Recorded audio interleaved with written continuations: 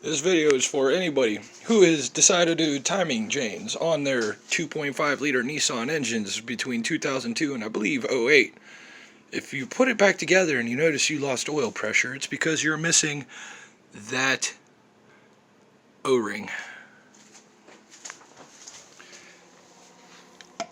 This right here is a hard piece of plastic, okay?